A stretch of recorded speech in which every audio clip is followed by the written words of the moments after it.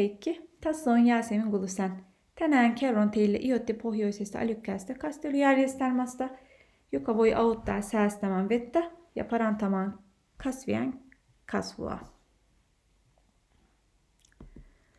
Perinteinen kastelu perustuu usein arvailuun tai aikatauluihin, eikä aina ota huomioon todellista tarvetta. Tämä voi johtaa joko liialliseen veden käyttöön tai siihen, että kasvit eivät saa tarpeeksi vettä. IoT-pohjainen järjestelmä ratkaisee tämän ongelman seuraamalla maaperän kosteustasoa reaaliajassa ja mukauttamalla kastelua sen mukaan. Tällaisia järjestelmiä kehitetään ympäri maailmaa sekä teknologiayritysten, yliopistojen että harrastajien toimesta. Tämä sopii erityisesti viljelijöille ja puutarhureille, mutta myös kaikille, jotka haluavat optimoida kasvien kasvun esimerkiksi kotipuutarhassa. Järjestelmä voidaan skaalata sekä pieniin että suuriin kasteluprojekteihin. Järjestelmän ydin on maaperän kosteussensori, joka mittaa kosteustason ja lähettää tiedot SP-mikrokontrollerille. Tämä laite analysoi datan ja päättää, pitääkö kastelua käynnistää. Yhteydenpito tapahtuu langattomasti ja tieto siirtyy pilvipalveluun. Ohjelmointi hoidetaan pääasiassa Pythonilla ja C++illa. Käyttäjä voi seurata ja hallita kastelua mobiilisovelluksella tai verkkoselaimen kautta. Sovellus näyttää maaperän kosteustason ja antaa käyttäjän joko käynnistää kastelun manuaalisesti tai jättää sen automaattisen järjestelmän hoidettavaksi. Vaikka järjestelmä toimii hyvin, siinä on joitain kehityskohteita. Yksi haaste on virrankulutus. Ratkaisuna voisi olla aurinkopaneelin käyttö.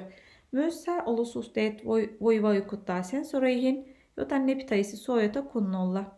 Lisäksi verkkoyhteyden katkeaminen voi olla ongelma, joten järjestelmän voisi lisätä offline-tilan, joka synkronoi tiedot myöhemmin.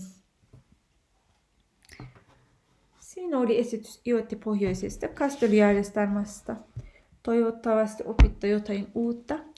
Nyt laitetaan testiin, kuinka hyvin jäi asiat mieleen. Tässä on muutama kysymys.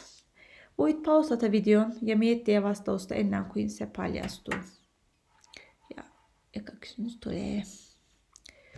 Mitä sensoreita IoT-pohjainen kastelujärjestelmä käyttää?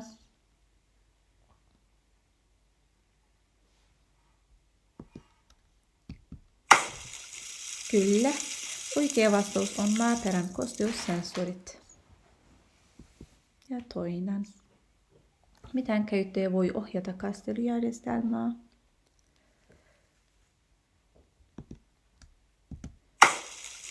Oikea vastaus on vaihtoehto B. Ja kolmas. Miten IoT-kastelujärjestelmä auttaa säästämään vettä?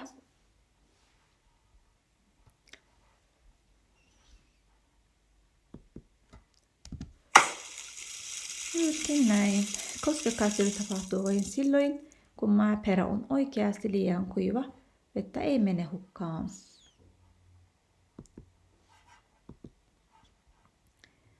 Kiitos kaikille, kun kuuntelitte mun esitystä.